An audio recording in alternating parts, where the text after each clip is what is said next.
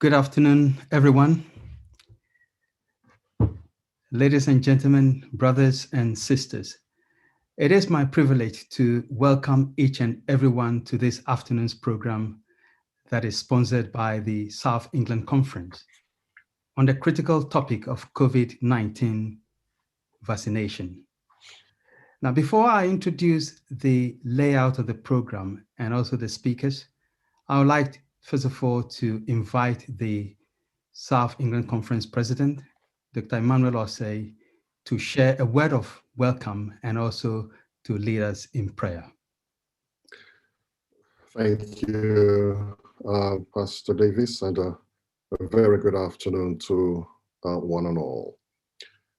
As a conference, we have sought to be relevant, dealing with current issues that face our membership and our community. And that's what making disciples, building communities is all about. Our church cannot keep silent during challenging times. The question of vaccines is a current issue. And so let me also add my word of welcome to all of you as we discuss this very important and sensitive topic.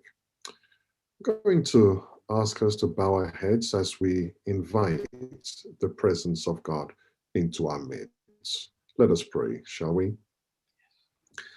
Our great God and Father in heaven, this afternoon we are happy that as a church family we can come together on this platform to address something that has impacted all of us.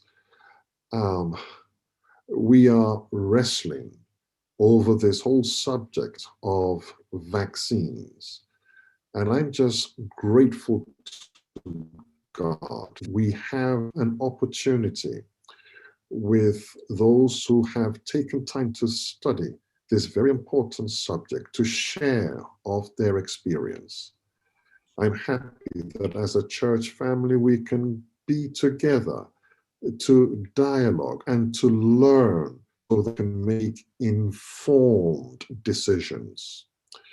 I pray that your blessing and your presence will be with us as we enter this discussion. Thank you, Father, for hearing our prayer, because we ask it in the name of Jesus. Amen. Amen. Thank you very much, Pastor Osei.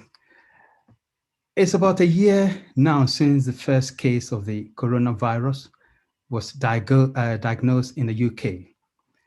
Now, ever since that first case, things have only gotten worse, with the death toll in the UK reaching over 100,000 this week and over 2 million worldwide.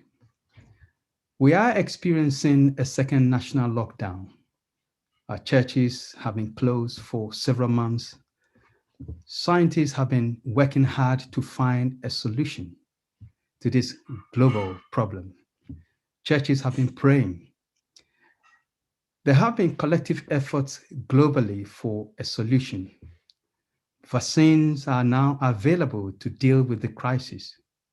However, there are issues of vaccine hesitancy and also conspiracy theories.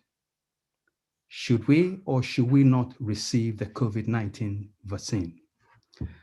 I believe these are the concerns on the minds of many.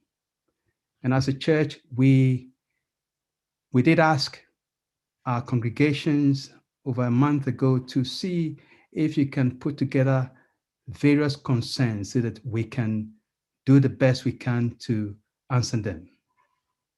Now, let me say that this seminar and Q&A will seek to focus on two areas of the concerns. That is the vaccine in terms of the facts. And secondly, the vaccine in terms of the legal implications. The aim is to make a contribution to help us make an informed decision.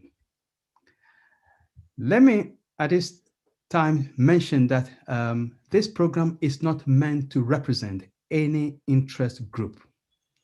The Seventh-day Adventist Church does not support or promote any conspiracy theories.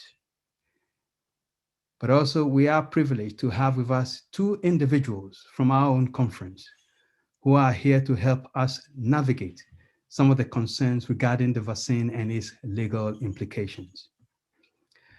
Now, here is a brief outline of how the program will proceed. There will be a 50-minute preamble by each of our speakers. After that, there will be 1 hour of Q&A. The Q&A will be in two parts of 30 minutes each, with a 5-minute break between them. The first part will deal with pre-received questions from various churches within the South England Conference. The second part of the Q&A will be questions you post via the chats and Zoom and on YouTube. We may not be able to answer all the questions, that is question by question. We may look at them in terms of themes. And there is somebody on the YouTube page who will be compiling questions, the questions that are posted there. With the huge numbers attending this seminar, I will also request that your questions are posted in the chat rather than verbalizing them. For those of you on the Zoom platform, please keep muted throughout the duration of the program. The program will last for 2 hours. I now have the privilege of introducing our speakers.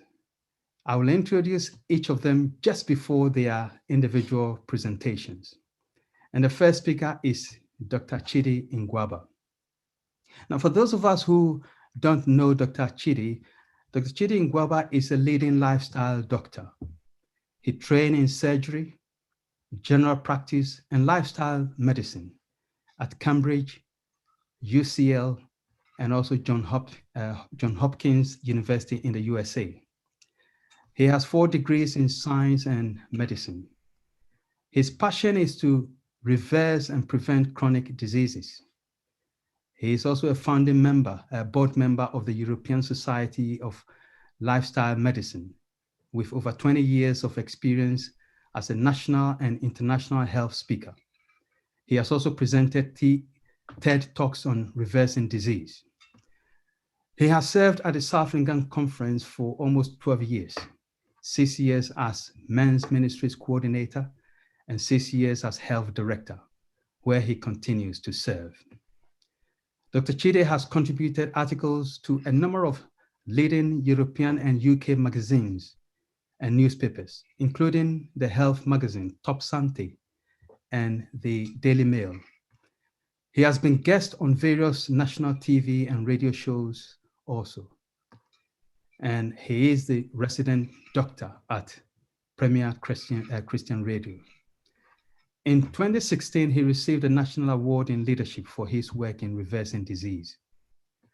And finally, I will encourage you to look out for a soon-to-be-released Hollywood film on health with the caption, "The End of Medicine," which Dr. Chidi is part of. It speaks about the root causes of global diseases, including COVID-19, and what can be done about it. I've seen the trailer. Ladies and gentlemen, my pleasure to present to you our first speaker, Dr. Chidi Ngwaba. Well, thank you very much, Sam. I really appreciate that. Welcome, everybody. I see there's quite a few people here and also on YouTube. As Sam said, my name's Dr. Chidi, for those of you who don't know me.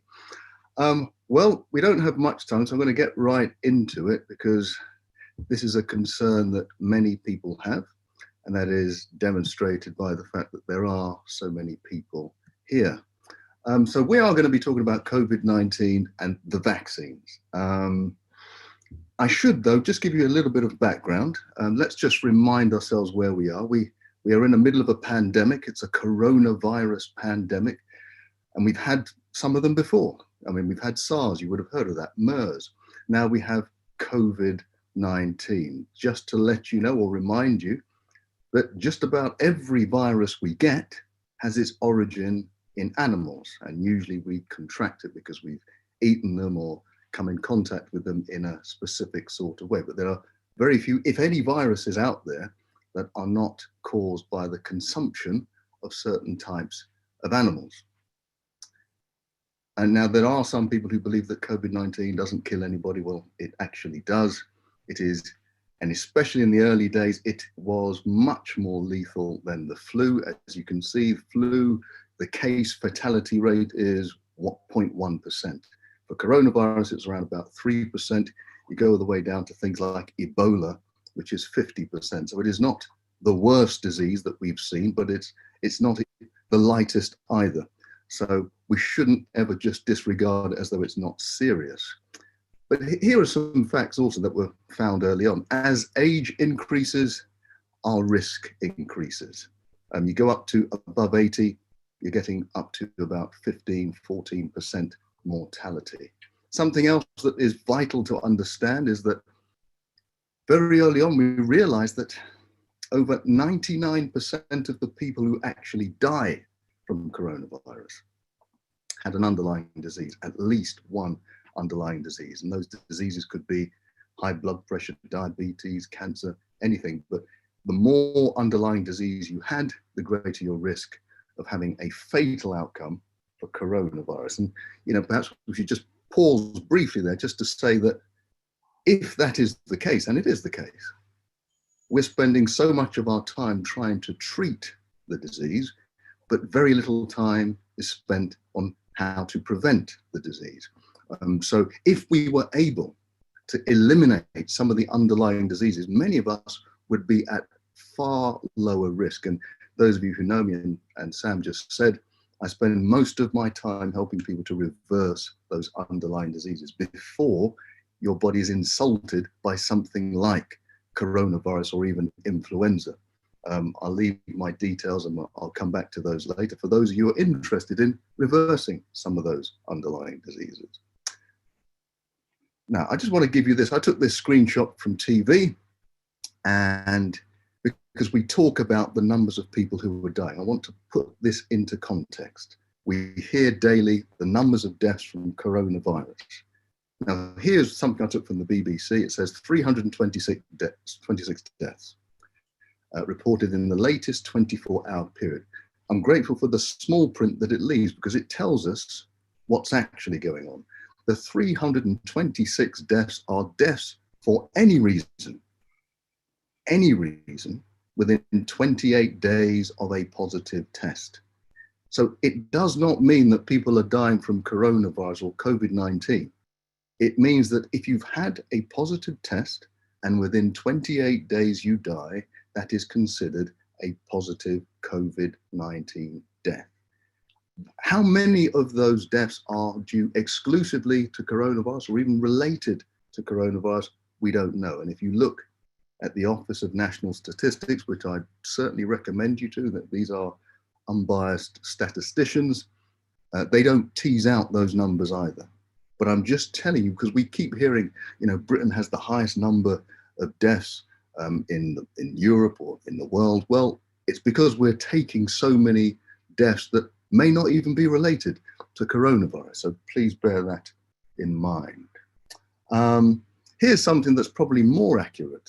This European Mortality Monitoring Project, which shows the numbers of deaths every year, just the total number. And you can see there are seasonal variations. And right away, you can see from 2017, 18, 19, there's this seasonal waveform. On week 17 in 2020, that's when the pandemic hit. We had a big spike in deaths right the way throughout Europe. But then that calmed down through the summer, then rose again, as it does normally, but has already started to come down as well. Slightly more specific to the UK, these figures are from the Office of National Statistics, as I said, and it talks about the 5-year average death rates. Now, the pale blue and dotted line are the 5-year average. The dark line is the deaths that we've had in the past year. And you can see there's the spike again, around about March, April. But for most of the year, our death rates have been pretty similar to the past 5-year average. It started to rise again towards the end of the year, but it's coming back down to the normal average. I'm giving you this information because often we're almost petrified into thinking that, well, everything seems to be so much more dramatic now than it was before. Even when you hear about hospital cases hospitals that are filled up, and we say, you know, they're full to bursting, we're sending people away. Those of you like me who have been working in the NHS over the years know that pretty much every season we get this sort of problem. Every single year we have the headlines. The hospitals can't cope. We have a problem in our NHS in terms of funding, but that's a different matter. I like to look at some of the research that's coming out of Oxford University because it tells us some of the interesting case fatality ratios. And I recommend this to you. If you go onto the Oxford University website, it is the Department for Evidence-Based Medicine. So Oxford University's Department of Evidence-Based Medicine, and there is a professor there called Professor Carl Hennigan who runs it. And he has been documenting all of the deaths and the relationship between infections. And this case fatality rate really says, well, how many people are getting COVID-19? How many people are actually being tested positive? And how many people are actually dying? So back in March of last year, many people, it was a high rate, and it was that 3%. So 3% of the people who get COVID-19 were actually dying. Throughout the year, that number continued to drop, and by November, it came to about 0.3, 0.4. So it went down by a factor of 10, and that it has continually gone down, even with the new variant. So with the mutation, even though it spreads a lot quicker, the numbers of people who are dying because of the virus have still continue to go down. Let's just talk a little bit about immunity. We keep hearing about this thing, herd immunity. When are we going to get to herd immunity? Well, the scientists tell us that, well, in order to have herd immunity, which means you get to a certain population of people with the disease or cover that can then protect everybody else, it's usually about 60% where we need to get to. So, but we only see the antibody population is, as you can see, New York, 20%, London, just under 20%. So that seems very far removed from getting to herd immunity, which is why we're looking at promoting vaccines to get everybody up there so we can get herd immunity. But this actually does, it does negate the idea of total immunity, because immunity isn't just from antibodies. Most of us, even if you've been exposed to a virus, you're not going to have a positive antibody test, because there are other ways that we get immunity. And one way is through T cells. So T cells, there are those active white blood cells that go out, attack viruses, break them down, and then they multiply because they're now ready for another insult. And that's what gives us immunity. You know, actually, I should pause and say, well, one of the great things about vaccines, and they are great, I mean, they've saved billions of lives over the years, is that they don't actually cure you, they actually get your body ready to defeat an infection yourself. They boost your own immunity so that when the next insult comes, you can defeat the virus or whatever. Now, T cells will live in your body, and they will live and reproduce for the rest of your life, and they will protect you. So it's not just antibodies that protect you, it's also the T cells, just so that you know that. Okay, let's talk a little bit more about the vaccines then. Right, let me show you. So these are the five that are out at the moment. AstraZeneca is the one that we have produced in this country with Oxford. but there are different types of vaccines available, and they have different shelf lives, and they can have different mechanisms of storage. Those ones that need ultra low temperatures are the ones that don't have any preservatives in, and the AstraZeneca one doesn't need such a low temperature to store it. But let's look at some of the findings. So, there is a big concern with some people about what are the ingredients of vaccines. Some people think that there are fetal material or there's mercury involved. Well, these are the ingredients, and they're published on the CDC. There is no fetal material. There are no aborted fetuses being used for these vaccines. That is the absolute truth. Neither is there any mercury involved, if people are afraid of that. But you must say that if you're going to have a vaccine, some of the reasons why they put certain chemicals in is so that it challenges your immune system and makes your immune response a lot harder, but they don't necessarily put mercury anymore. And these vaccines, there is no mercury. Okay, let's get down to the detail. Now, I'm just showing you this.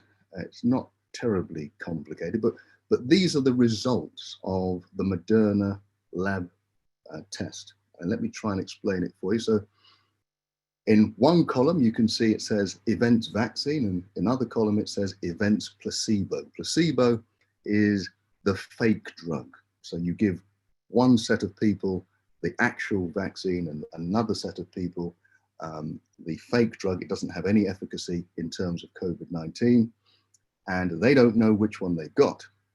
And then they go back into the community, and we see how many people get symptoms. You can see at the top it says Moderna symptomatic. These are not deaths, it's symptoms.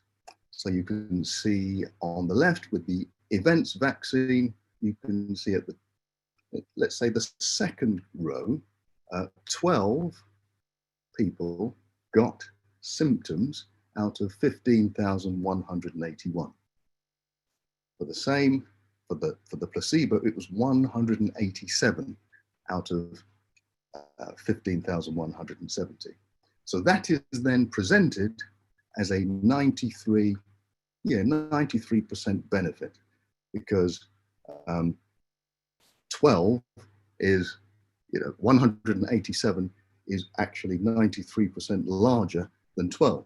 So there's a 93.6% change. But what that really means is this.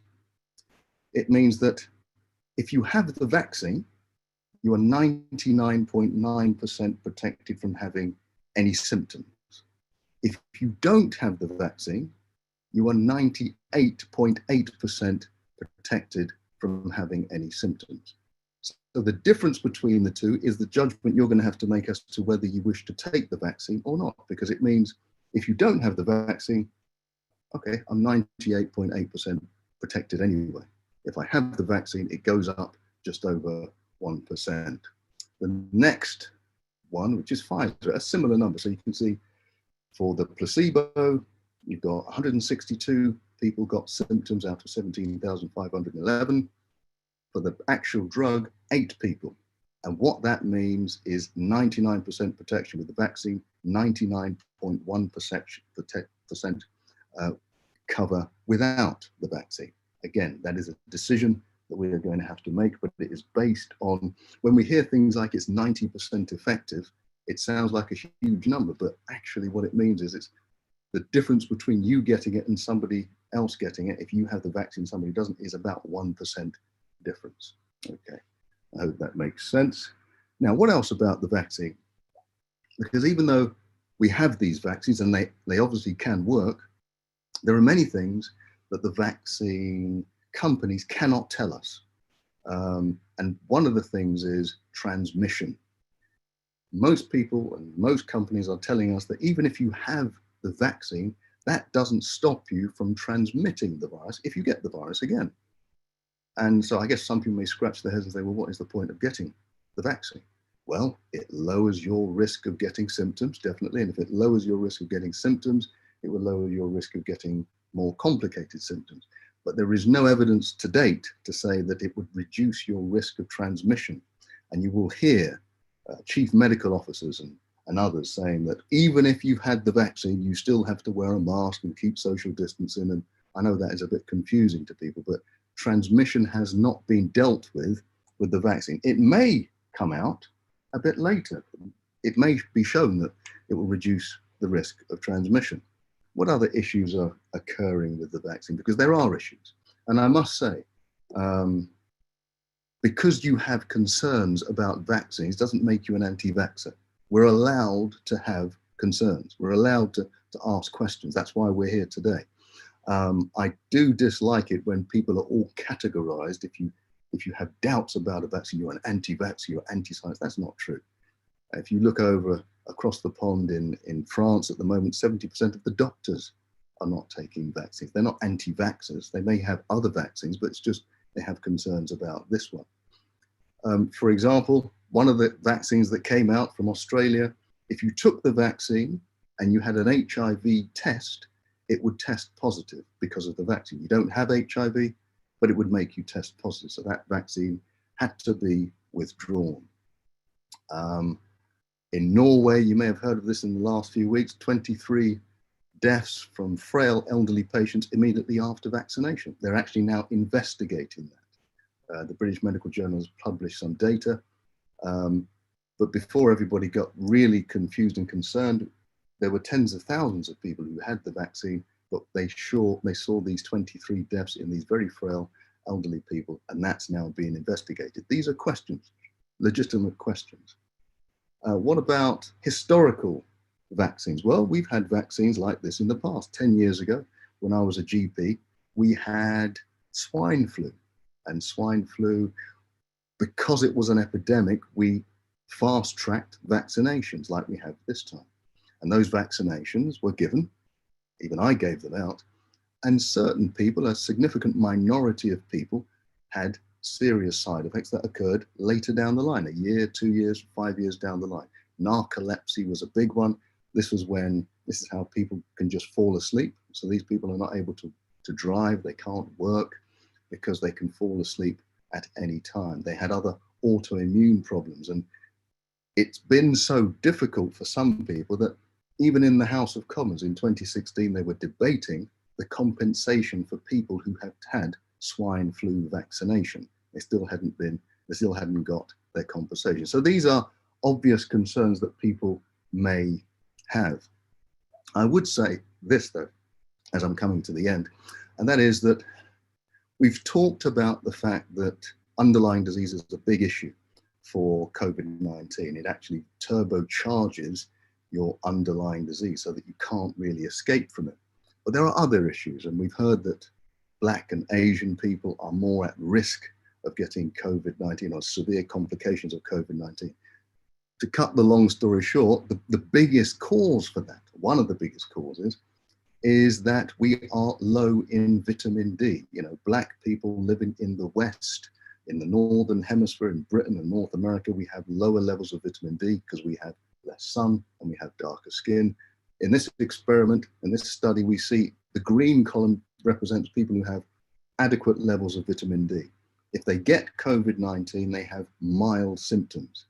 The orange is where they have pretty low levels of vitamin D, and red is where they have very low levels of vitamin D. And as you can see, when you go from right to left, you're going from mild, ordinary, severe, and critical levels when you get COVID-19. And there's a big study that was done in Indonesia that showed if you had normal levels of vitamin D, you only had a 4% chance of mortality. If you had low levels of vitamin D, that went up to the 80s and 90%. There was clear evidence to suggest that vitamin D is vital when it comes to protecting ourselves from the complications of COVID-19. So what do I say? Look, I'm not here to tell you what to do. I'm only here to give you some information. But we must remember that we are all different. So even if I come to a conclusion myself of what I should do, I have weighed up the risks and the benefits. Well, that's for me because I know my age, my level of health, all of those factors. And that may not be the same for somebody else. I'm saying this because whatever decisions we make, they must be our decisions. And I know Pastor Kavaloh is going to be talking more about that. But even when we make the decisions, let's not then judge other people based on our decisions, because other people have different risks to us. So I'm just saying that and leaving it there just so that we can have a less fractious debate now and in the future. Again, I'm leaving up my details if you need to contact me about any of those things, but also we'll have our discussions after. Okay, back to you, Pastor Sam. Thank you very much, Dr. Chidi, for that in-depth presentation in your preamble. Without wasting much time, our next speaker is Dr. Brighton Kavaloh, and I would like to say it is a delight to introduce him. Dr. Brighton Kavaloh is a theology graduate of Seleucia University in Zimbabwe. He later attained a Master of Theology and PhD degrees in Ecclesiastical History, both from the University of Edinburgh. It was at Edinburgh University that his religious liberty and advocacy interests developed during his studies in church, state, and society lectures at the university. He later studied and completed an MA degree in International Studies and Diplomacy at the Center for International Studies and Diplomacy, University of London. He subsequently pursued a course in International Legal Studies at Duncan House, the law school of the University of East London, and was successfully awarded a Master of Laws, LLM, degree with distinction. A year later, he completed an extramural diploma in legal studies, focusing on human rights and European Union law, and graduated also with distinction from Birkbeck University of London. Dr. Kavaloh has served in pastoral ministry for over 35 years. During those years, he has also served as Ministerial Association Secretary for the South England Conference and the British Union Conference of the Seventh-day Adventist Church. He is currently the Religious Liberty and Public Affairs Director for the South England Conference. Ladies and gentlemen, my pleasure to present to you our next speaker, Dr. Brighton Kavaloh.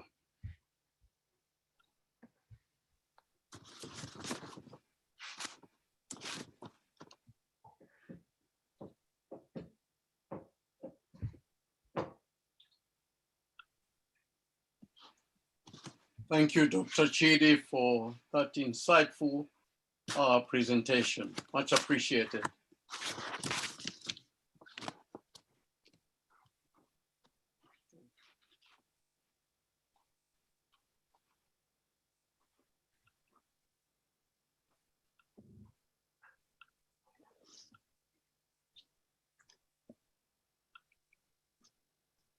I've lost my, sorry.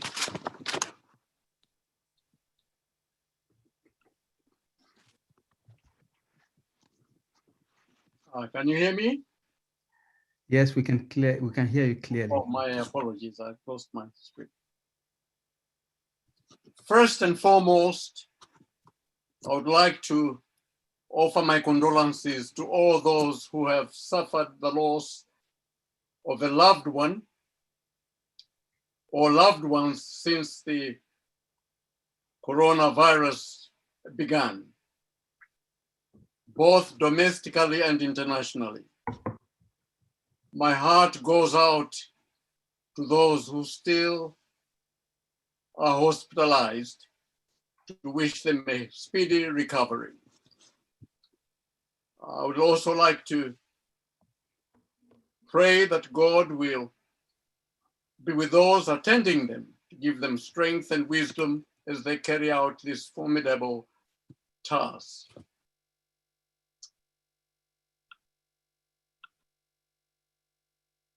The World Health Organization has described vaccine hesitance as a syndrome of the reluctance or refusal to vaccinate despite the availability of vaccines.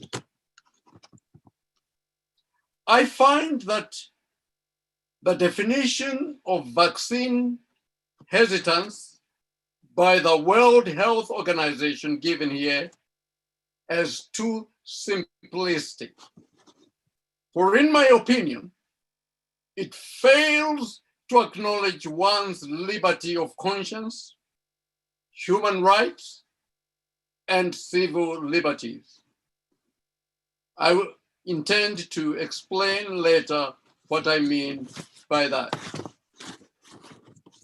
Suffice to say, while the focus overall and the close attention of COVID-19 vaccination and immunization program has mainly been placed more on the scientific and the medical evidence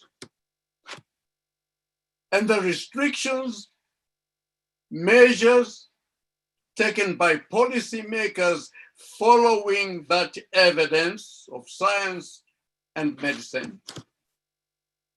I believe, however, also that the legal ramifications and implications of this matter of COVID-19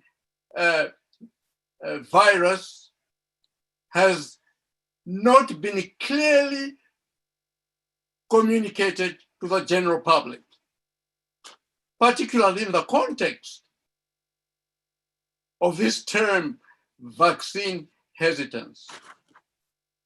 Let me give you at this point 2 examples.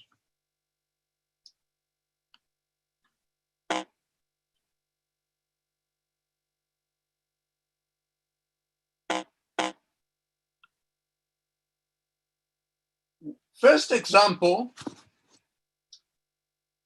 of someone a fortnight ago who sent me a letter. Obviously, the person remains nameless. At the working place, had this letter, and I've just taken a clip of this content. Dear colleague, COVID-19 staff vaccination, quote unquote. Sadly, we have already had a number of our employees refusing to have their first vaccination. But we believe that all of our employees have a duty, look, it's been highlighted, duty, to accept being vaccinated because that is the only way to reduce the risk of infection to themselves and to everyone that have any form of contact with. We will be continuing to arrange for everyone's vaccination. We want everyone to accept being vaccinated. If anyone refuses to be vaccinated, we will be requiring that they give very clear reasons for their refusal. The individual said, there you are, Pastor.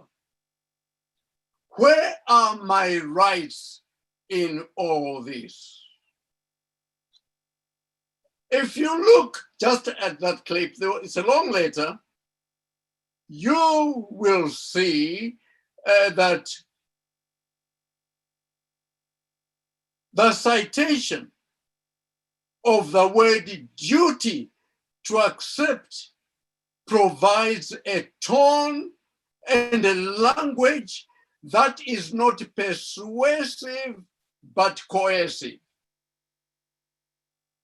It seems to me, whatever that institution was or is experiencing that a number of its employees were being seen as vaccine hesitants, if you want to call them that way. The best way would have been to negotiate, to explain a little bit more, but reading the letter in its entirety, it's almost like much of a stick than a carrot to do it. The second example, possibly you'll be familiar now with those faces. Two distinct videos doing their rounds on social media, March of last year. Possibly some of you will remember. Both these videos purported what you see on the screen, that the Public Health Control of Disease Act 1984 had changed on the 27th of April 2020 with immediate effect. Changing to what? You will be forcibly vaccinated. The last point, asking what's in the vaccine before having it is classed as an offense. A section of the community, even some of our members, just accepted that without questioning whether it was true or not. It was interesting. Following this, obviously the Public Affairs and Religious Liberty Department, you remember, we came back to you and said that had not taken place. As a matter of fact, the Public Health Control of Disease Act 1984 really was dealing with a smallpox when it had erupted. I will come to that in a little while. However, what is interesting, in order to begin to counteract the misinformation on the social media, I now would like to turn to number 10 Downing Street on the 4th of May, press briefing. The Honorable Matt Hancock, possibly most of you know, he's the Secretary of State for the Health and Social Care. He provided some explanation of compulsory vaccination. I want you to listen to what he will say now. On the question of whether to make it compulsory, I think that the extent of the public's reaction to following the lockdown shows that we will be able to achieve very, very high levels of vaccination without taking that step. And so our task is to ensure that it is, in the first instance, we support the science as much as possible, because we can't. Okay. 18 days later, having given quote unquote, as you heard him, I think the extent of the public's reaction to following the lockdown shows we'll be able to achieve a very high level of vaccination without taking that step, without taking which steps of compulsory vaccination, so confident. 18 days later, on the 21st of May, a member of public by the name of Finlay from Anderson asked this question, quote unquote, if a vaccine is developed, will it be mandatory? If not, how will you bridge the difference in opinion between those who believe it necessary and those who don't? Almost as if, how are you going to bridge the difference between those who readily accept the vaccine and the vaccine hesitants?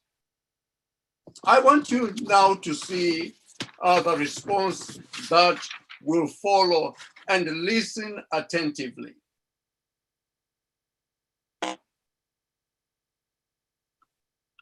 Finley asks, if a vaccine is developed, will it be mandatory? And if not, how will you bridge the difference of opinion between those who believe it necessary and those who do not? Well, Finley, the first point to make is that we're doing everything we can to get a vaccine, and we will only recommend a vaccine if it is safe.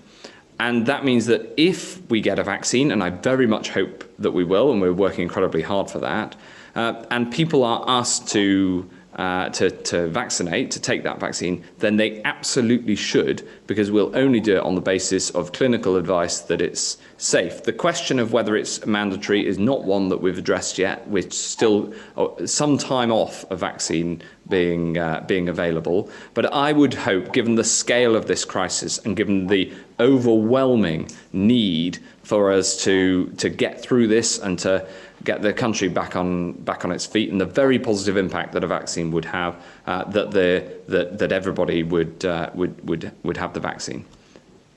Can I add an additional point on that, which is essentially a technical point? If you think about vaccines, there are a lot of different sorts of vaccines, but you can broadly use them in two ways. The first way, the way which everybody thinks about, is as an epidemic modifying vaccine. This is, you give it to the whole community, rather like MMR, and that protects everybody from getting these infections. But the other way you can use a vaccine is that you can use it as a disease modifying vaccine. You give the vaccine to those people who are most at risk. And you might do this because there isn't enough vaccine, so you'd want to protect the people who are most vulnerable, or you might do it because it's a partially effective vaccine that can stop people dying, but is not enough to stop the transmission of the virus. And in that case, you would give it to a much smaller number of people. Now, clearly, in that second group, you are absolutely doing it only to protect the person who is being vaccinated. And if they choose not to have that protection, it doesn't affect anybody else. That is simply their choice. But then they obviously are denying themselves the protection that this kind of vaccine could provide. Thanks very much, Chris. John? Well, Secretary, so just a more general observation about vaccine programmes, that the most successful vaccine programmes tend to be by consent. So what really matters is clear explanation of the benefits and risks, any risks that are associated with the vaccine, and a really good system to make the vaccine available to everybody who needs it. So although some countries have adopted mandatory programmes, the most successful programmes tend to be done on the basis of consent, good information, and good delivery mechanisms. But clearly, mandation is there, can be used in some instances. Okay. You will have noticed that the two medical experts, Professor Chris Whitty, the latter part, but more importantly, Professor John Newton, said vaccine programs were more successful when done by consent, not mandatory, not by force or coercive.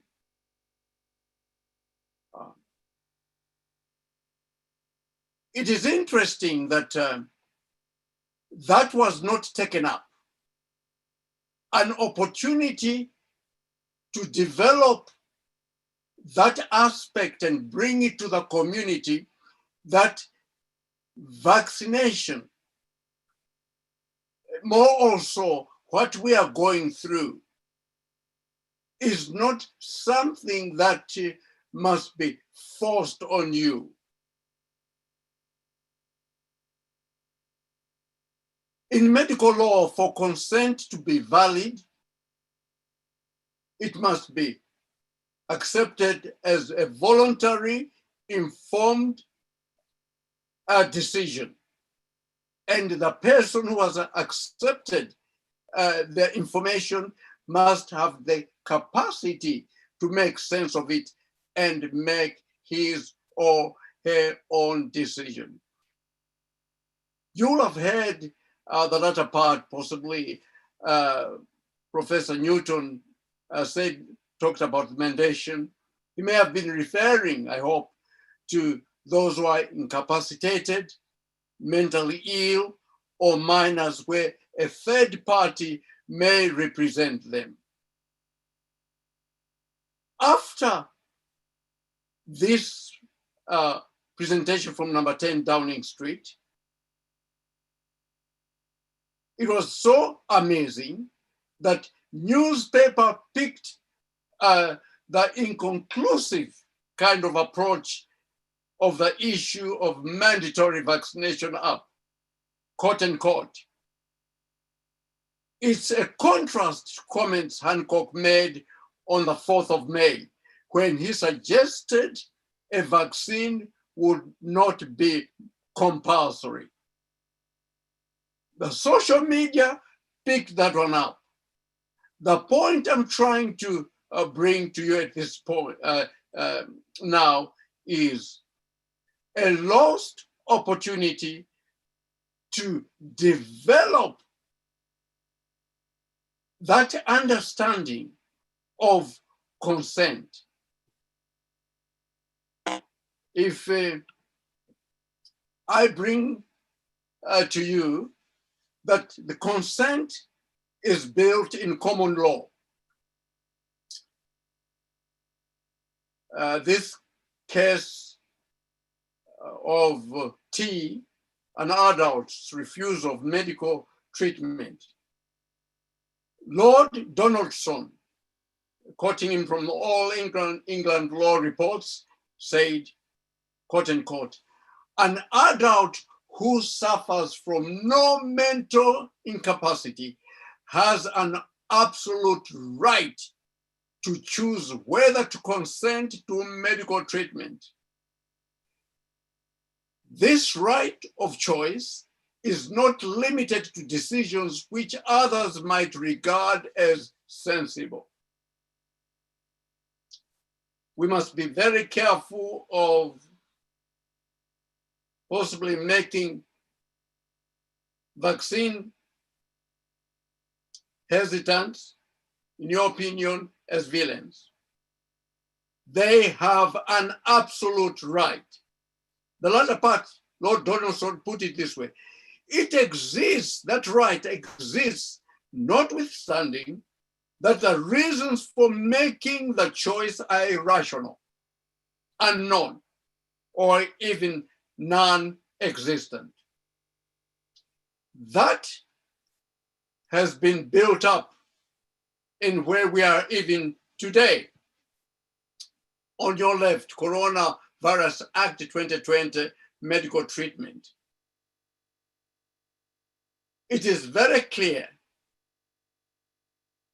in the stipulation that you cannot be forced medical treatment.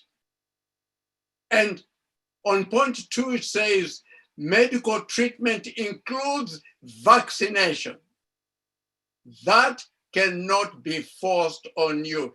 It has to be by consent. It's your absolute right to say, I'm not going to have it. But I brought the right-hand side for you to appreciate that there are occasions that qualify that absolute right.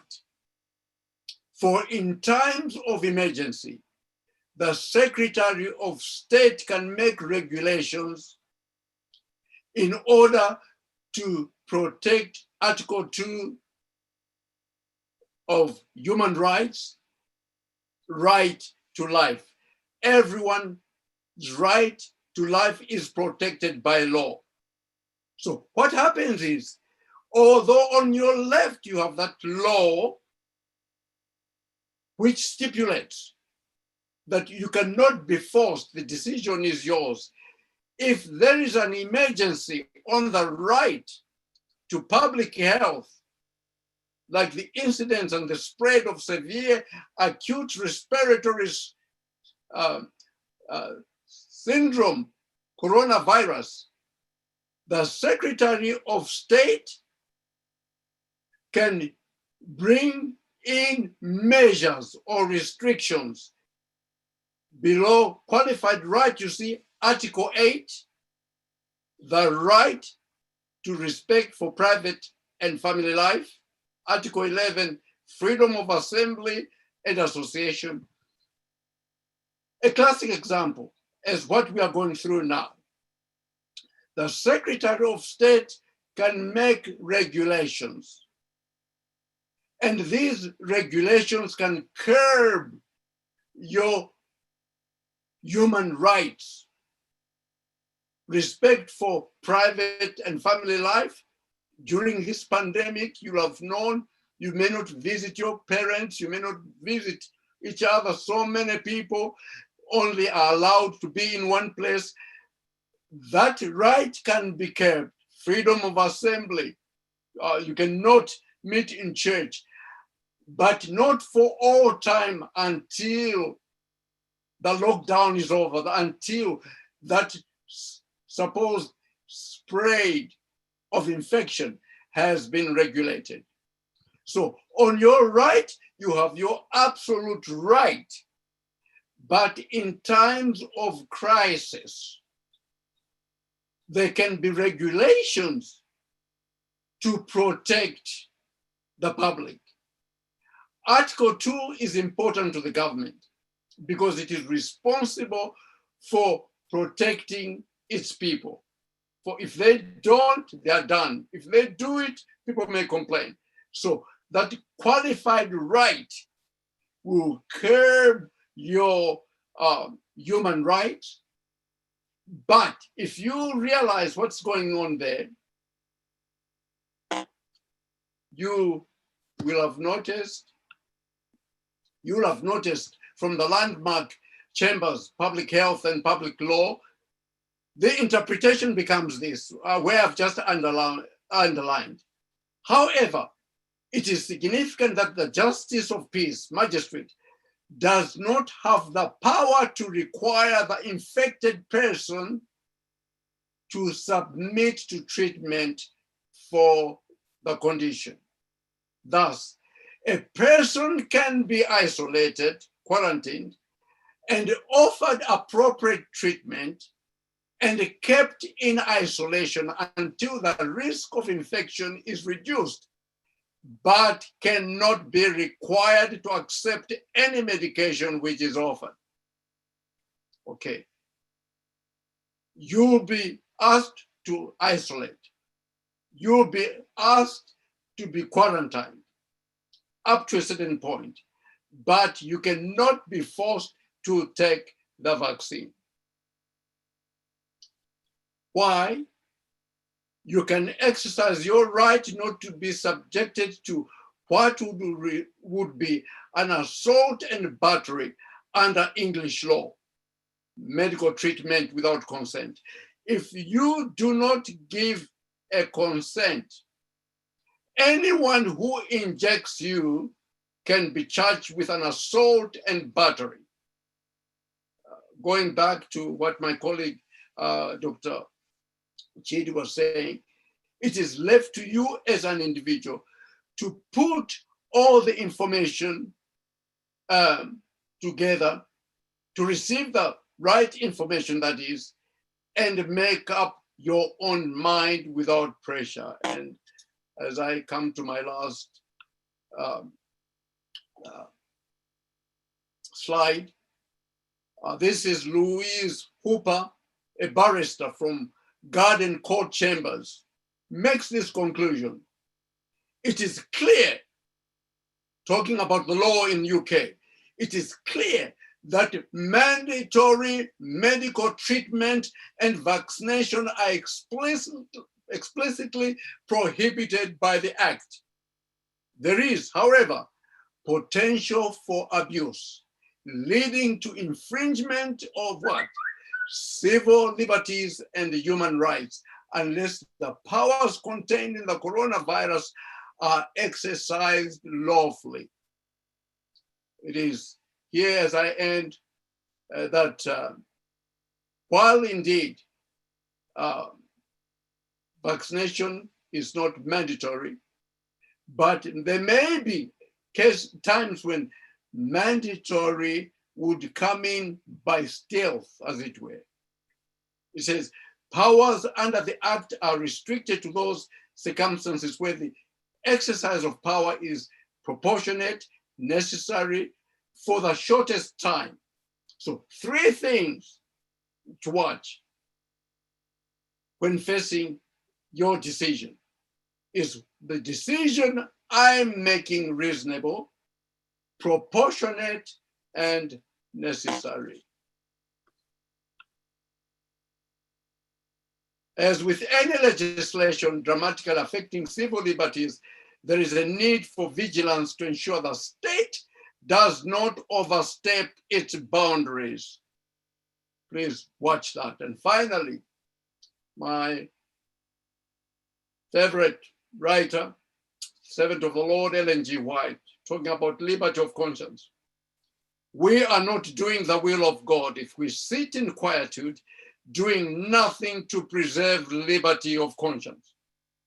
Fervent, effectual prayer should be ascending to heaven that this calamity may be deferred until we can accomplish the work which the Lord has, which long has been neglected. Let us therefore be more in earnest prayer, and let our work in harmony go along in harmony with our prayers. Let me leave you on that note. The vaccination that is taking place must not curb your liberty of conscience, but along with your liberty of conscience, make sure you have the right information whether to take that vaccine, that vaccination, have it or not. Thank you. Thank you very much, Dr. Kavaloh, for that preamble. It is now time to address some of the concerns. And as I mentioned earlier in my introduction, we will start by addressing the concerns initially submitted by the various churches within the South England Conference. We will spend the next half an hour with those questions, which have been grouped into 8 themes. And then after that, we'll have 5 minutes break, and then we'll come back and look at all the questions that came up during today's presentations. Now, the first concern is about the potential side effects the vaccine could have on individuals. Can you address this, Dr. Chidi? Thank you. Yes, I guess you should put it into 2 sections. If you have a vaccination, for most of us, we will have some early effects, some early side effects. So, for example, you will know a painful arm. I think if you can just mute some of your Pastor Brighton, if you can mute yourself, that would be great. Yes, so painful arm, a bit of a fever. I mean, those you can say are side effects, but actually they are telling you that the vaccine is actually working. Most of the effects occur within the first week or so, and that is absolutely fine. But I guess what people are more worried about are what are the long-term side effects. And as I mentioned in my preamble, there have been shown to be long-term side effects of other vaccinations. That's absolutely true. For the COVID-19 vaccinations, well, we can't possibly have any data on long-term side effects because most of these vaccines haven't been produced even over a year. So it doesn't matter how bright you are, doesn't matter what good intentions you have, you cannot possibly tell anybody what the side effects will be in 5 years, 10 years time. So that, in that regard, we must wait, and we don't know. Many of the vaccines have been produced similar to other vaccines, so they think that, well, probably there won't be any side effects to come, but nobody can know for certain.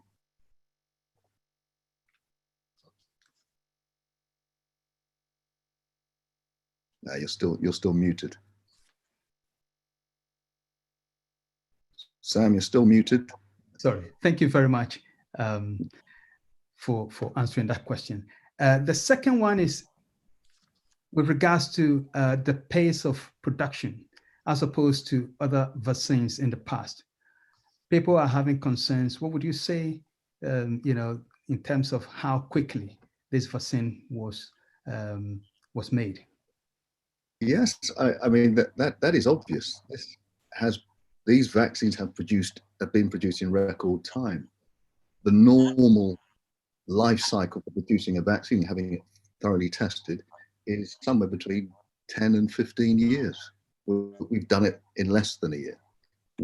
I have no credit, I didn't make any of these vaccines, in less than a year. So obviously there has to be some concerns. I've heard the explanations, I've heard the fact that it's been a global effort, and they have been, they've had access to many more people, many more testing sites. I get that, but part of the testing is in the length of time, as I just said, that it takes to show up any side effects. You can't rush that. It's just like trying to rush, you know, you plant a seed and you try and rush the apple tree or the orchard coming. It's not possible. You have to wait and see. It's, you know, I don't think anybody can say what will be the end result, but yeah, it has definitely been sped up. It's up to us to make up our mind as to whether we think that has been okay and legitimate, or whether we still have question marks. Thank you very much. I will ask you a third question. A lot of people have concerns about the RNA and DNA effects of the vaccine on humans. Okay. What can you say to us about that? Okay, all right. So I'm going to try and take us all back to biology lessons. And you think about that cell. There's a cell body, and it has that nucleus in the middle. The nucleus is where all the DNA exists, the transcript for our own being, really. Every protein in our body is coded in the DNA in the nucleus. Now we're hearing about RNA. RNA is used to make proteins. So if you know that double helix form of the DNA, it will open up, and then codes will go down to the open up, if you like. It's like a zip that opens up, and then codes will be added to the open zip, and that becomes RNA, and that can go out of the nucleus into what we call the cytoplasm, and that's where proteins are made. The RNA vaccine goes into the cytoplasm and makes proteins. Okay, that's fine. So what the vaccine company says, that it doesn't then affect the DNA. It doesn't affect our DNA. That sounds great, but we actually don't know what will happen in the future, because there are enzymes. There's an enzyme called reverse transcriptase, for example. Those of you who know anything about HIV know that there's a defective enzyme, reverse transcriptase. That is the enzyme that converts, that helps RNA messages to go back to DNA. We don't know how that's going to work. I'm not going to make it more complicated for you, but all I can say is, at the moment, from the test that they have, they're showing that there's nothing that affects our DNA from the test that we have so far.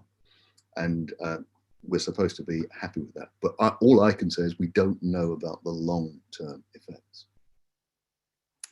Thank you very much for that answer. I will ask you a last one before I come to Dr. Kavaloh. Now, a lot of people have shared information about some of the contents of the vaccine.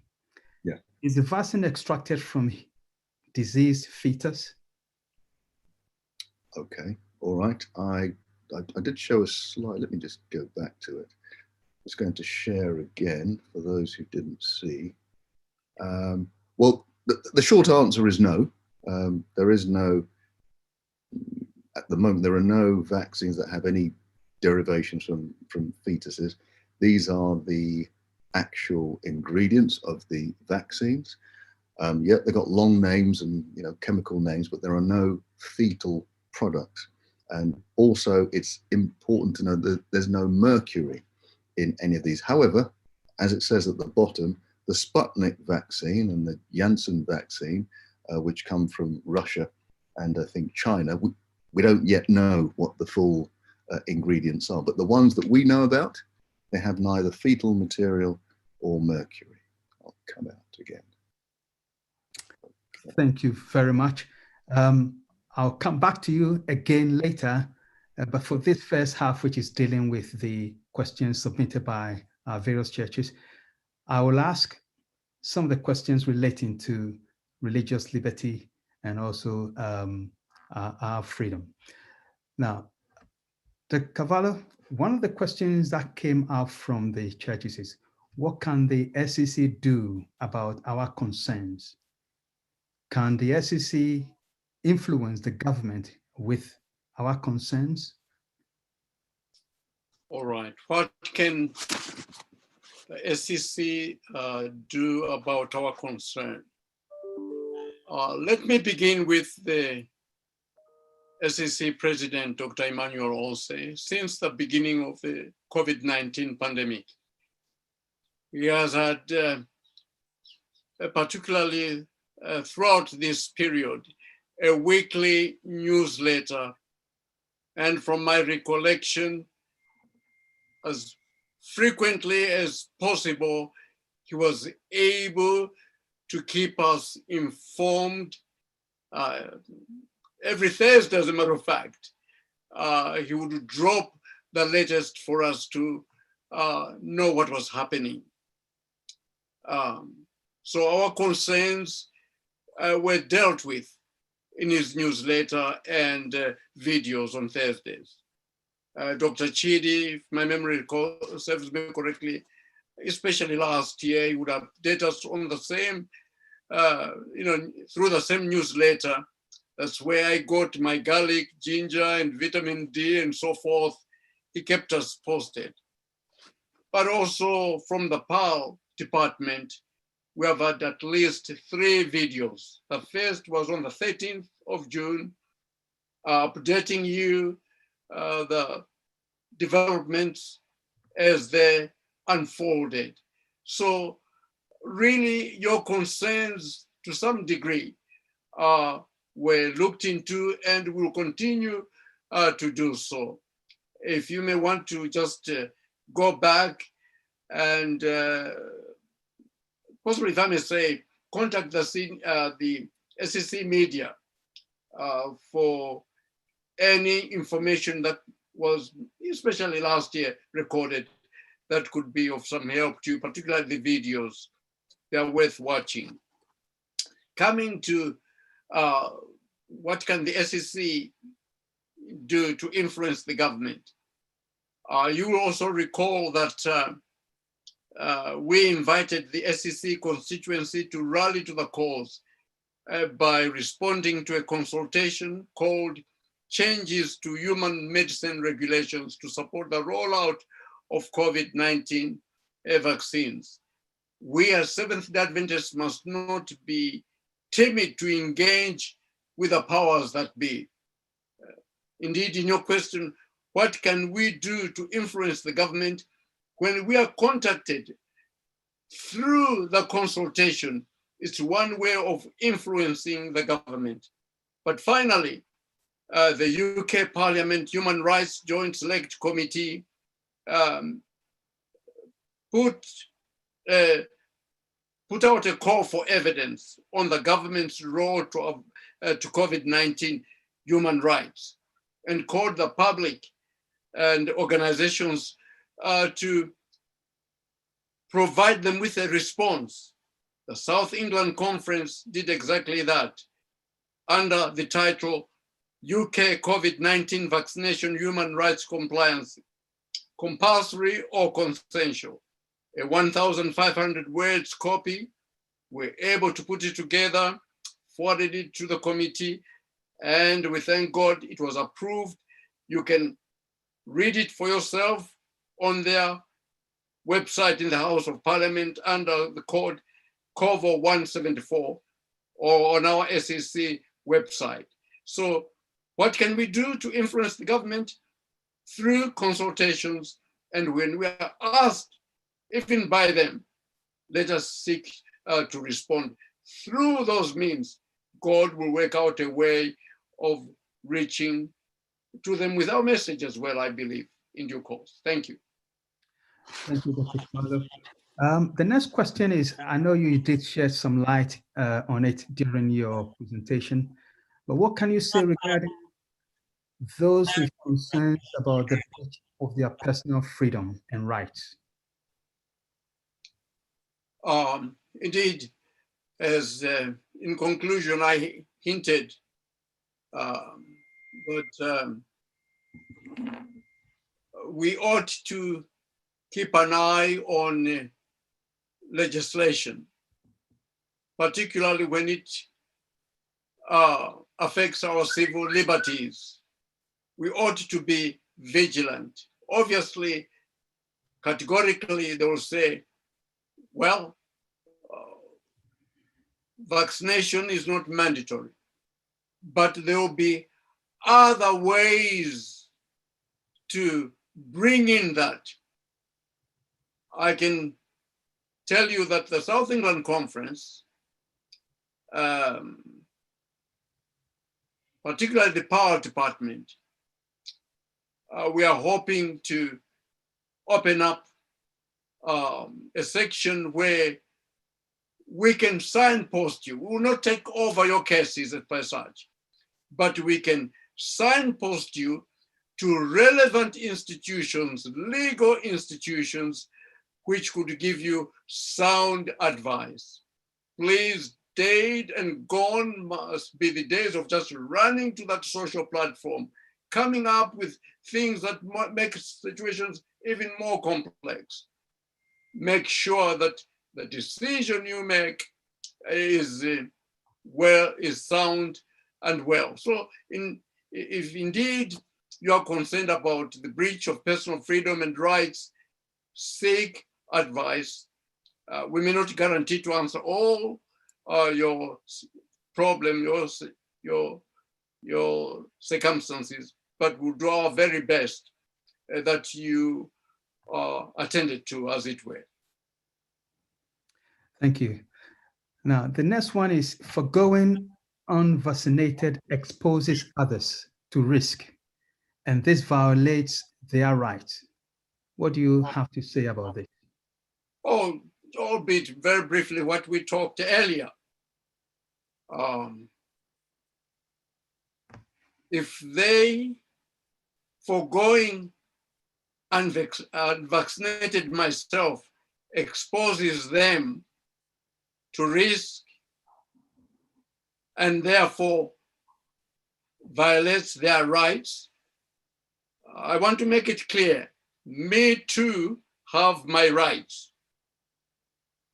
That's where we are at now.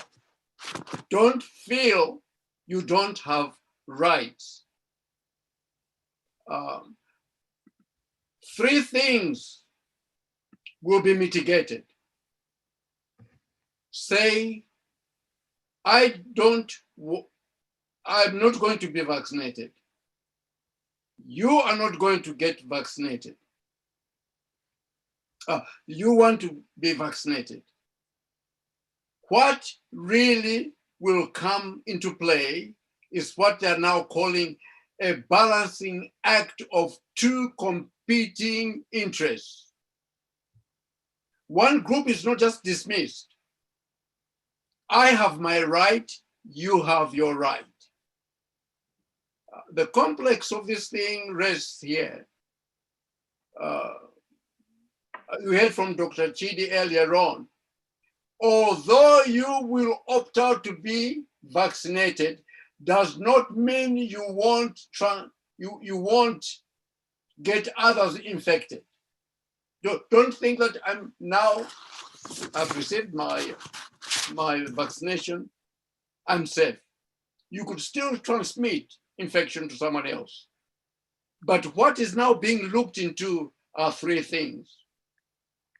They will take your situation and mine as competing interests in context, and base it as our decision we make reasonable, necessary, and proportionate. I can go into details with that, but that's where we are right now.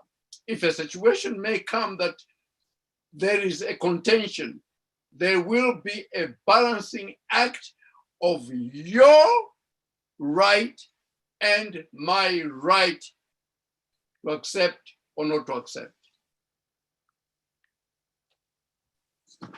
Yeah. Thank you very much. Thank you very much. Now, I will ask a last one before we take a 5 minutes break. And this is, is getting the vaccine receiving the mark of the beast? No, categorically no.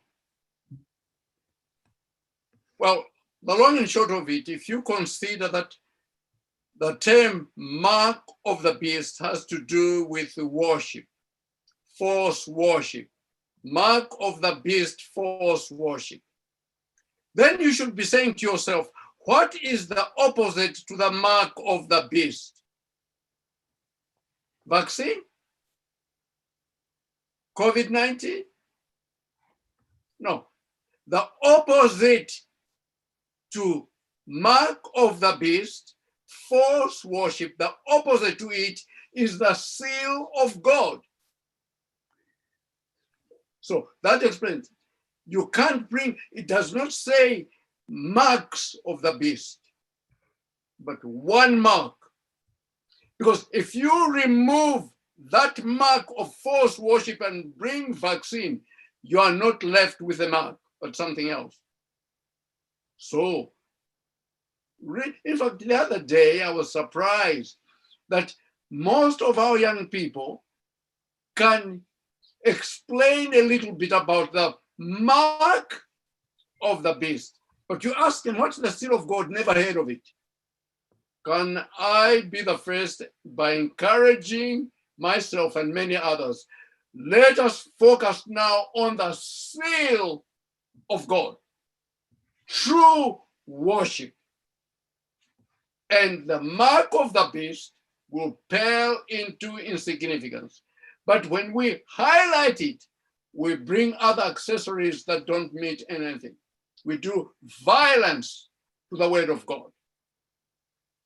Mark of the beast has to do with worship. The opposite to that with worship. Oh, well, you may tell me, Pastor, we are no more in our church buildings because of vaccine. Well, at least you are worshiping wherever you are. The right day. Thank you. Thank you very much, Dr. Kavaloh.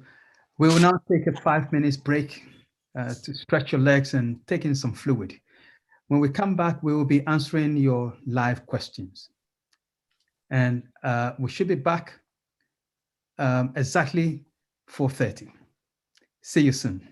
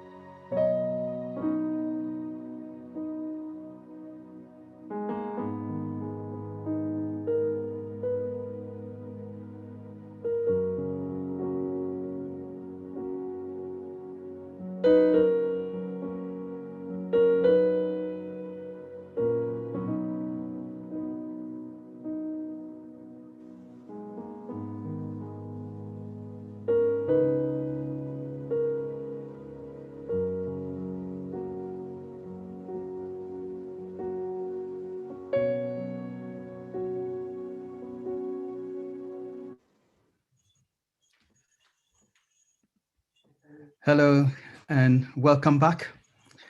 Now, this is the last part of the program on vaccine concerns. With my team, we have compiled all the questions from both YouTube and also those on Zoom. There are a huge number of questions. There's no way that we can answer all of them, but I'll be picking them as we go and answer them accordingly. The first one is to Dr. Chidi. Is there any data on how the vaccines interact with other prescribed medications? And if so, which ones? Okay, well, as I say, these vaccines are very new. There's really hasn't been enough time to suggest so. But when you think about the nature of vaccines, most of them don't usually interact with medication. As I say, vaccines are there designed to boost your immune system to make it prepared for another onslaught. But it's very difficult, and it's probably way too early to say whether it will interact with any other medication that we have. Thank you very much. Secondly, is there any data on how many, if any, BAME participants took place in the trials? Yes, for the Moderna and Pfizer vaccines, much of the trials that were done in the United States, some of the trials that were done in South America, Brazil, there is actually a stratification of how many Black, Asian, white people were used. With the AstraZeneca Oxford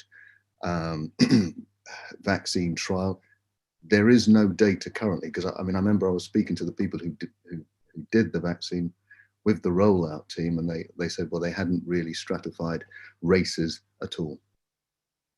Thank you. Now, also, there are questions regarding the impact on genetic illnesses such as sickle cell anemia, SIA. What would you have to say about those? Okay, sickle cell anemia, probably SLE, lupus. Maybe that's what you were talking. Is that what you had? Sickle cell anemia, and then SIA. The person wrote. Oh, okay, all right. Okay, sorry about that. Well, that's another thing where you have to weigh up the risk, because if you have sickle cell and you go into repeated crises, it could obviously be made worse by getting COVID-19, even if you have the symptoms of COVID-19. So you might consider yourself a higher risk person. What would be the effect of taking the vaccine simply on somebody who has one of those diseases? Again, it's early days, but there have been people who have taken the vaccine. They haven't had any immediate effects. But again, I think that is a decision that you are going to have to make. You are going to have to weigh that one up for yourself. Thank you. A lot of the questions will be coming your way. Usually, how long is it before a negative or positive side effect manifests itself? Like Bell's palsy and so on. Oh, like Bell's palsy.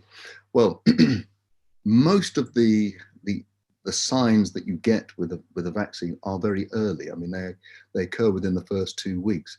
And as I said, the common ones are pain, fever, sometimes a headache and things like that. But those are effects that are telling you that the vaccine is doing its job. Your body is now mounting a response to the either attenuated vaccine or broken down vaccine, or the RNA that has been produced. However, the longer term side effects, they can last up to, or it can take up to a year, 2 years, 5 years before they are actually demonstrated. So you got the short term, and some of the short term ones can be quite dramatic. So for example, the ones that they are looking at with the Norway, very elderly, very frail people who actually sadly died after taking the vaccine, they happened within days.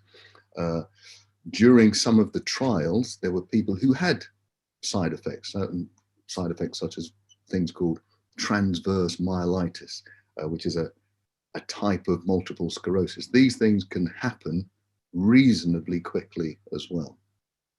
Thank you very much.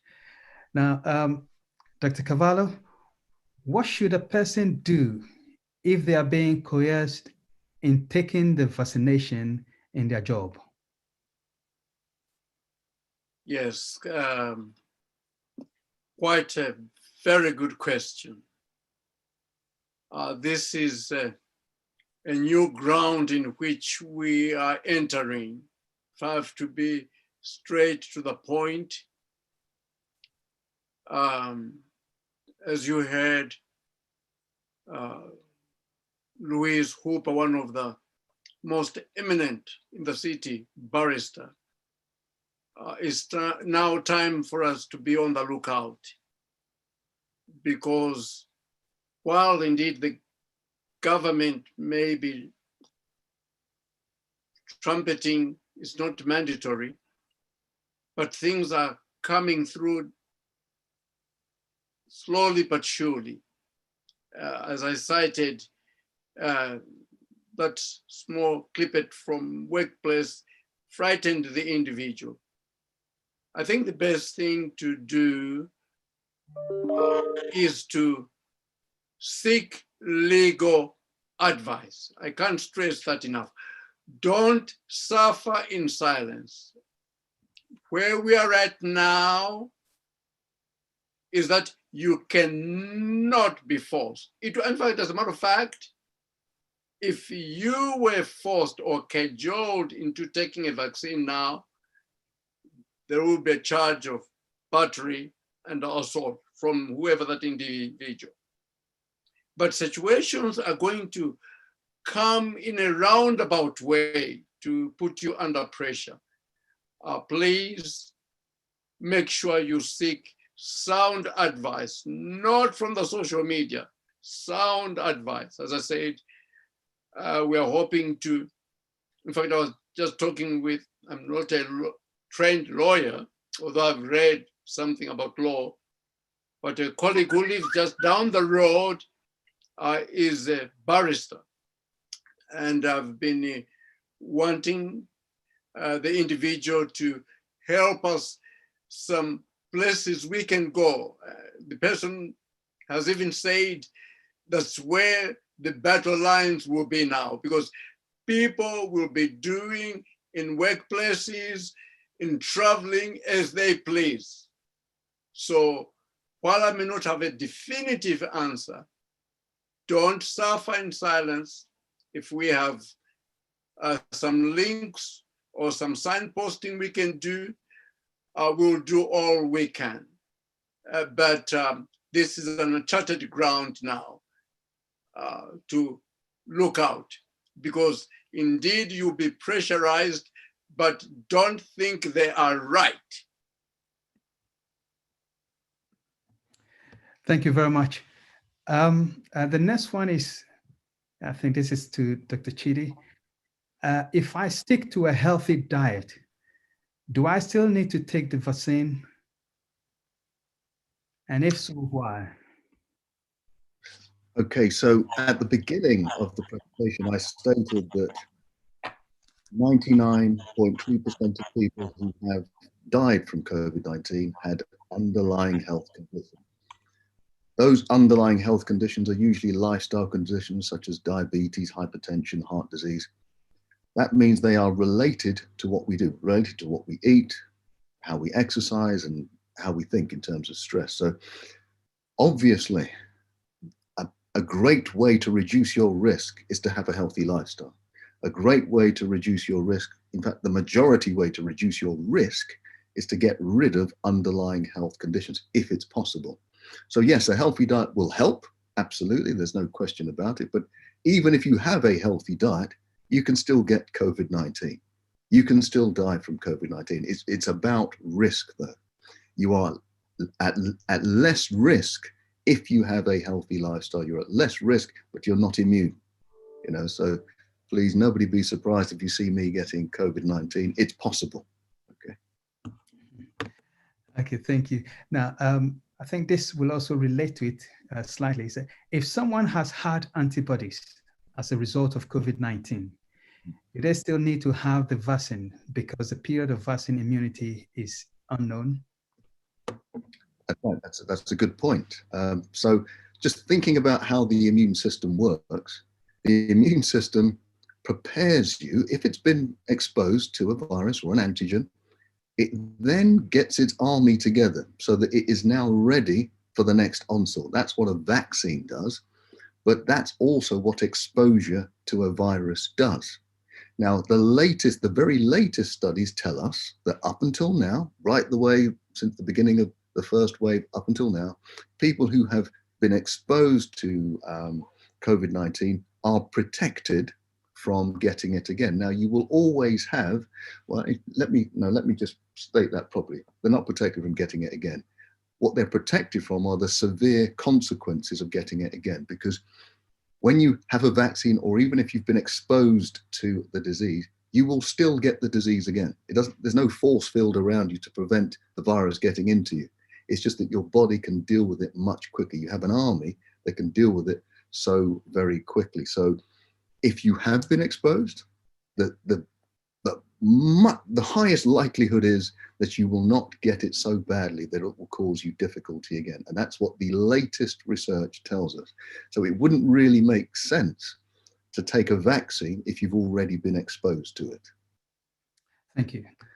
Another one is, as there have been no long-term studies on the safety of mRNA, what is the assurance level for taking it? Well, that's a good question. So, I mean, they have to do a high level of scrutiny about whatever medicine that comes out, absolutely. But again, we cannot know the very long-term effects. So we're all kind of in the dark at the moment. For all the experiments they've done, they've seen no significant issues with mRNA vaccines, but I can't stand here categorically and say before you, well, there's no problem. Nobody can. Thank you very much. Now, somebody also asked, has the COVID-19 virus been sequenced yet? If not, how can you produce a vaccine for something that hasn't been sequenced yet? Yes, it has been. It has been sequenced. But that's exactly how they produced the vaccine. And in fact, later on last year, towards the end of last year, the reason why they knew there was a genetic mutation is because they had been sequencing and they'd noticed the difference. Thank you. What are the risks for pregnant women? Yeah, so I think you may see that pregnant women are not advised to take vaccines right now because we don't know the risk. One of the reasons for that is we tend not to test new medications, vaccines on pregnant women. However, there have been several women who have been pregnant, had the vaccine, and have given birth to healthy babies. Off the top of my head, I can't quite remember the number, but it's in the low hundreds. Okay, so far we have seen no effects on fetuses who have had their mothers been injected with any of the vaccines. Thank you. Medically, when is it assumed that a new medicine or vaccine is 80%, 90% plus effective? And when does the trial period actually end? Well, so that's a reasonably good question, because the evidence I showed you for the data was done over a reasonably short period. So you do from 2 weeks up until about 6 weeks, 8 weeks, and you see whether the person gets COVID-19 or not. And that's kind of like the ballpark figure. Sometimes they do it 3 months, 6 months, but within that time is usually when they're trying to test to see whether people have actually got the symptoms of COVID-19 or symptoms of any disease, or have evaded the symptoms. But obviously it's kind of a lifelong trial. And I'm sure all of the people who are taking medicines must be being, or should be being followed up, and as to whether they get the disease, because some people may take the vaccine and still get the virus. That will be interesting information to know. Thank you for that.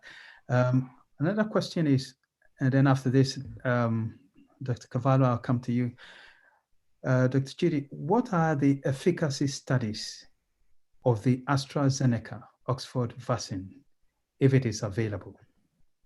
Yeah, it is available, and you can just go onto the internet. The Lancet journal. Now, the Lancet is the most senior, the most respected medical journal in the world, and the Lancet journal has published the full data, the methods, the aims, the conclusions of the AstraZeneca vaccine. It was published several months ago. I have read it about 5 or 6 times, and I must say, and it's a difficult read, but if you persist with it, go to the conclusions, and it will give you the data and the numbers. But it's freely available. The Lancet Journal. Dr. Kavaloh, who can we consult for legal advice? As I say, we are on course to put something together along those lines, depending on the profession and such like. If individuals are out there and are concerned at this moment, let them not hesitate to send their details to the SEC. Not that we'll take your cases, but we will do our very best, you can rest assured, so that we signpost you to the right person, depending on the nature of your issue and problem. We're in the course of putting something together. I think it would be premature just to say it on top of my head at the moment, but please do drop us a line, and we'll do our very best. But let me say it's an uncharted area. Organizations will be making their own stipulations here and there and still get around this mandatory issue. But don't be intimidated by that. First and foremost, I believe we serve a good God, in spite of what man does to us. Challenging times, but let us see this as an opportunity. But that which we will not just pray, but to do everything within our constraints to ensure that we have recourse, and rightly so, done justly to us. So let me just say, please drop us a line and we'll make that a priority and get back to you. That I can promise. Thank you. Now, whilst you're there, what advice would you have for our children in school relating to the vaccine? Relating to? To the vaccine. Or to the vaccine? Yes. Well, I think Dr. Chidi will be the right person to answer that, but let me put it this way. As I understand, the children are not in a sort of great danger compared to the adults. I think Dr. Chidi hinted that the older you are, it would seem, therefore, you have to pay heed to this vaccine or the vaccination. And you will have also noticed that the rolling out has started with the elderly and the vulnerable. The children are just being caught betwixt the two. Obviously, we're hearing now that children can also have it and pass it on. They may not suffer like the adults, but they can have the infection and pass it on. Hence, they're online for their classes as well. I don't know whether he wants to come in on that, Dr. Chidi, but as I understand, the children are in a safer zone than the adults. Dr. Chidi. Yes, that's right. Ever since the beginning, we've known that, yes, first of all, they don't get the illness at such high numbers. I mean, almost no children get it. But the question was, well, do they pass it on? And the early studies suggested not only do they not get it, they have there's a much lower risk of a child passing on a virus that they may harbor but not have symptoms to. So really, and right the way throughout the lockdown period, there have been children of doctors, nurses, healthcare professionals, other essential workers who've been going to school, and we haven't seen any results of any teachers getting COVID-19 symptoms from the children. So, I mean, that gives us cause for hope. Thank you both. Now, I'm going to twine two questions. What are the efficacy studies of the AstraZeneca? Sorry, that wasn't the one. Now, do you know if we have a choice of, if we can choose between which vaccine? And also, in terms of somebody is asking for opinion, which is more effective, Pfizer or Astra? Okay. Well, I don't think you do get a choice. You walk in and they've got a vaccine for you. I mean, I don't know if you've ever had a flu vaccine. I've never seen a person say, well, which flu vaccine am I getting? They just give you what they've got. The most likely one that we'll get here is the AstraZeneca one, the Oxford one. To say which one is more effective, well, we go back to the study. They pretty much have similar efficacy. Now, we're only giving, for most people, they're just getting the one dose, then we're delaying the next dose. But pretty much they're in the same ballpark. And when you think about the real number, and by the real number, rather than just saying it's 90% or 80% effective, the thing that matters to me is, what is my increased risk? If I don't have the vaccine, what is the increased risk? And it's somewhere below 1% difference. So between the vaccines, there's very little in it. Thank you very much. Perhaps we might entertain two more questions before we bring this to a close. Now, one of the questions is, sorry, I was looking at a particular question which has not been asked, but what are are doctors financially incentivized to administer the COVID-19? Well, if you have a GP, your doctors are financially incentivized to do many things, to get your blood pressure down, to get your blood sugar down. That's just how the health service works. So there is some kind of compensation for giving vaccines. But I don't want you to think that, okay, well, that's what's driving doctors.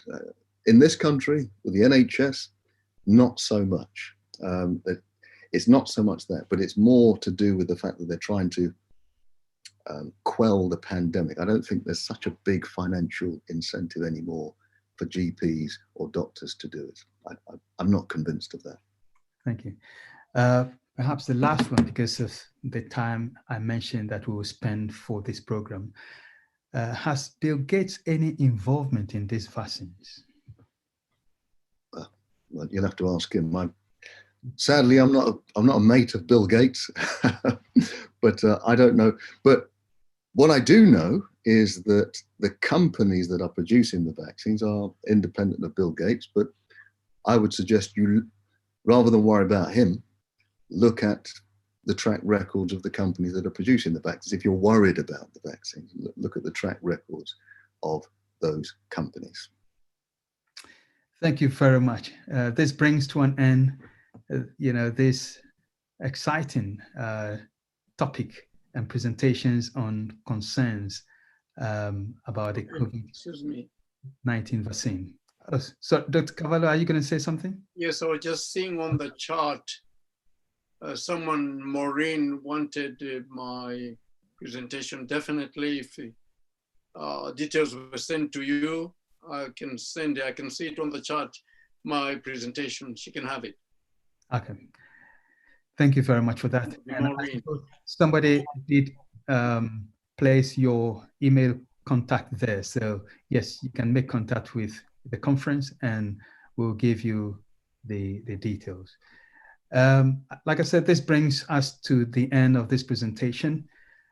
I hope you'll join me in expressing gratitude to our speakers, Dr. Chidi Ngwaba, and also Dr. Brighton Kavaloh for their research, the presentation, and also the answers they provided for this program. And thank you very much for your participation. Now, since the issue of COVID-19 and the vaccine is quite fluid, we hope to be back again in the near future, perhaps to look at other aspects that we haven't dealt with in this program. Now, before we really leave, I would like to invite the South England Conference President, Dr. Emmanuel Osei, to give us the closing prayer. And perhaps if you have a word to share. Thank you, Pastor Davis, and to my two colleagues, Dr. Chidi and also Dr. Brighton Kavaloh. I have thoroughly enjoyed listening to the presentations and the questions that have been asked. I'm also encouraged by the fact that as a church, we are meeting the needs of our membership because this is something that is relevant to each member or each participant here. I know not all the questions have been answered, but what has been answered, I think it's of great benefit. We will continue to watch as things unfold. We will continue to give more study, and we will continue to make ourselves as a conference available to update our membership with the necessary information and to give directions where we're able to. You notice that in both presenters, they haven't stated that you should or you shouldn't. And we believe that God has made each one of us intelligent to gather the information and prayerfully make the necessary decisions for ourselves. And I just want to underscore that this is the position that we hold as a conference. And so, Drs. Chidi and Kavaloh, thank you once again for guiding us and giving us the necessary information to be better equipped to be able to make our decisions as we move forward. Would you kindly just bow your heads with me as we thank God for the time that we have been able to spend together. Let us pray, shall we? Our gracious Father in heaven, this evening we give you thanks for your church. We thank you because you are the head, you are the leader of this conference. And even though as finite beings, we don't have all the answers, we are like children looking to you to give us the necessary guidance. Thank you for giving the knowledge to individuals who have taken time to study and to be able to share with us of their expertise. It is my prayer that as a church family, we would continue to seek your face and prayerfully, under the guidance of your Holy Spirit, make intelligent decisions for the benefit of ourselves and for our families and communities that we reside in. I want to pray a special blessing upon each participant here, upon their families, that as time goes on, we will be close to you and we will make those decisions that will bring honor and glory to your name. Thank you for being with us during this time, and we pray that you will continue to be with us, especially those who have been affected by the COVID-19. Bless them, I pray, in Jesus' name. Amen. Amen. Amen. Thank you very much. And thank you all. And thank you for participating. God bless you. Thank you.